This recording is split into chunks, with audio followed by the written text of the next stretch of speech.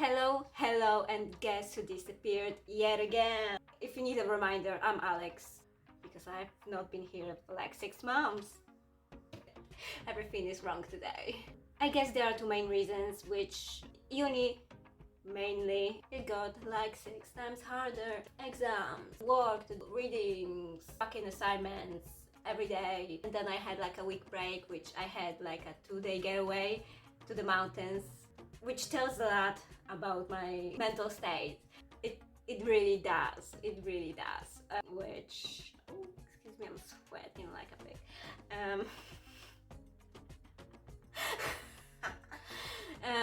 Then life just got so much worse all of a sudden.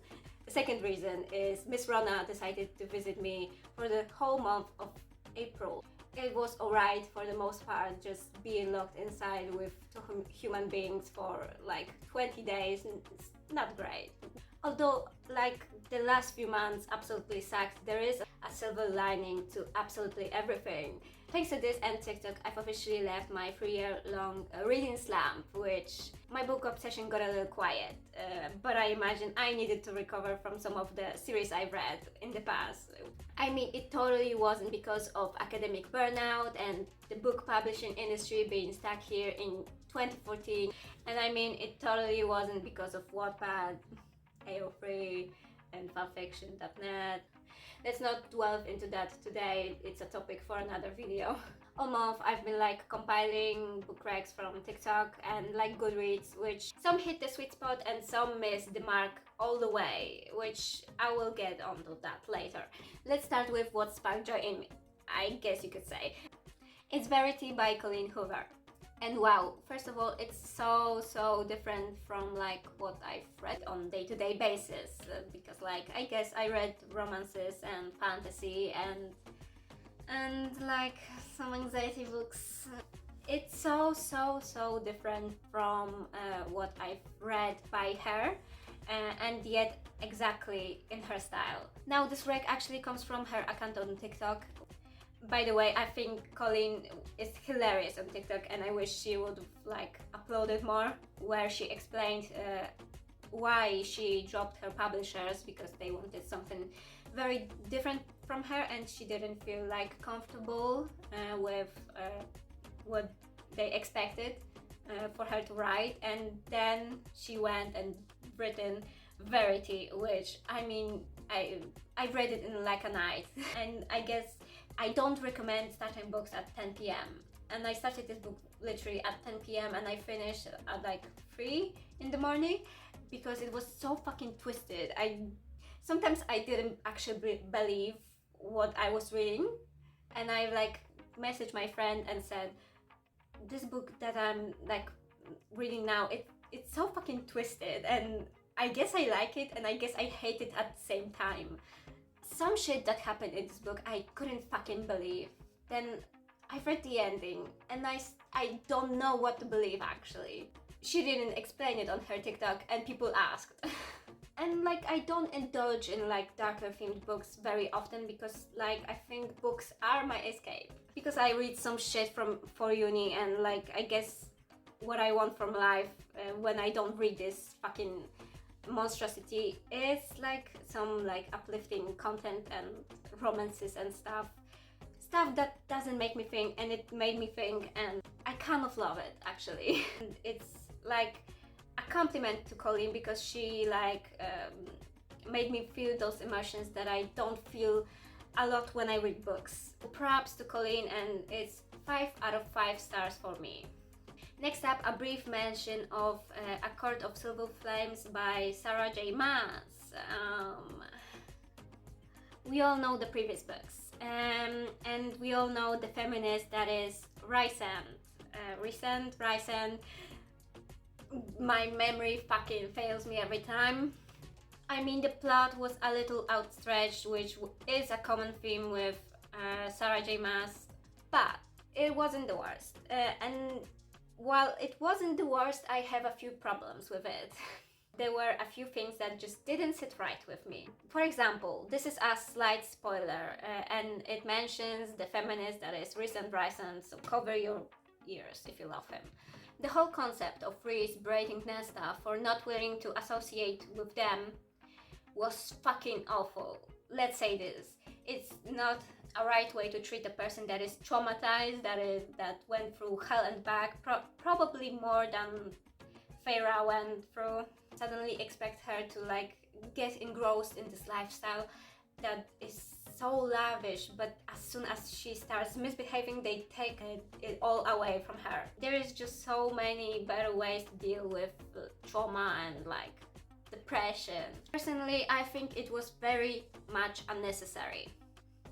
Just lock her inside the house, up in the air, and take away her money, her freedom, and like her right to be her own person, really. And just lock her inside with a guy that she despises and that she didn't want anything to do with. Nobody is willing to accept that and seems to think that punishing her is like the right way to deal with her because she isn't nice. Like, bitch. That's not the way you deal with trauma and depression and stuff.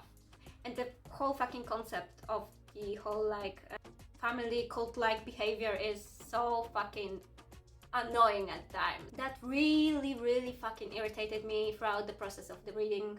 But I guess it still wasn't the worst. 3 out of 5 mainly for the spicy content, which wasn't the best also. Is Beach Read by Emily Henry.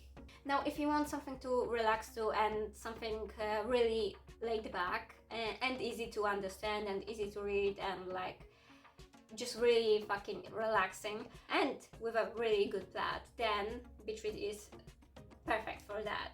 Because like the characters, Gas is awesome. I love him. The best like male character I've read in a while.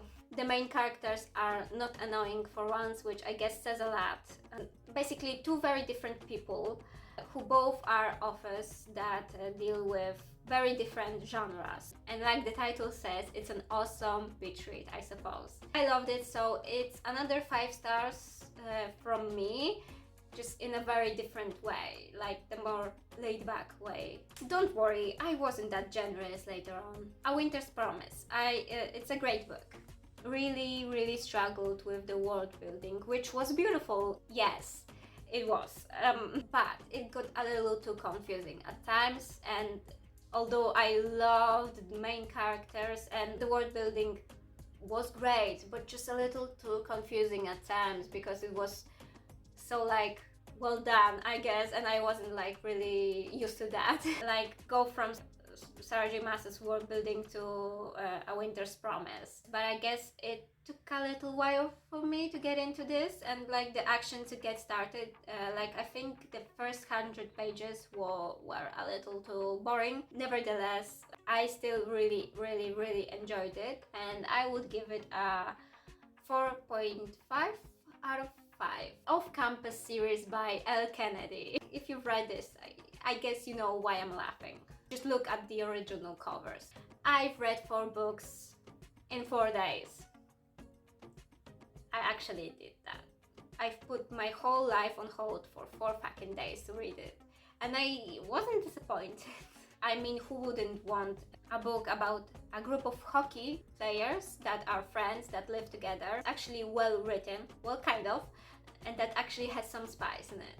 I mean, say less. My personal favorite will always be the deal with Garrett and Hannah, but a very close place is obviously the score with Dean and Ali, just so fucking perfect. And the joint 3rd place take both the 2nd and the 4th book. With all of the books, the average rating was, I believe, 3 or 4 stars. I think we all love a good book recommendation, and for a while on TikTok it was strictly, and I mean strictly, The Invisible Life of Addie LaRue by V. Ishfa. I have a few things to say about it, because everybody went on about it so fucking much. I decided to buy this for myself when there was a sale going on. For a while everybody swore it's the best book they've read in their whole entire life. and I guess I can see where they are coming from. Some actually later on said it was really overhyped, and I guess I can see the point of that also. And my oh my, for this type of plot I didn't expect it to be so freaking long. I mean, it's beautiful, it was a nice plot, but I don't think it deserved 600 pages. The plot actually had some fucking amazing, unexpected turns that were kind of overshadowed by the length of this book. I loved it so much, I read it in like 2 days, but I like to see different perspectives, and I've listened to other people's points on this that were kind of saying that it's basically overhyped for what it is, and I completely agree in some cases. It still read really, really nicely. It was a fast read for sure, but it like dragged on in some places. Some experiences like should have been skipped because like they were unnecessary, and like what I mean by this, no shade at all, is actually the book would have made like perfect sense if it was 100 pages shorter maybe. And I get that like the pacing between the past and the present was why this book was so long. I think some parts didn't really matter that much. It's really the only bad thing I have to say about it. And maybe I sometimes didn't like Ati, and that was only sometimes. Still gave it a 4.5 out of 5, I think. I still really liked it.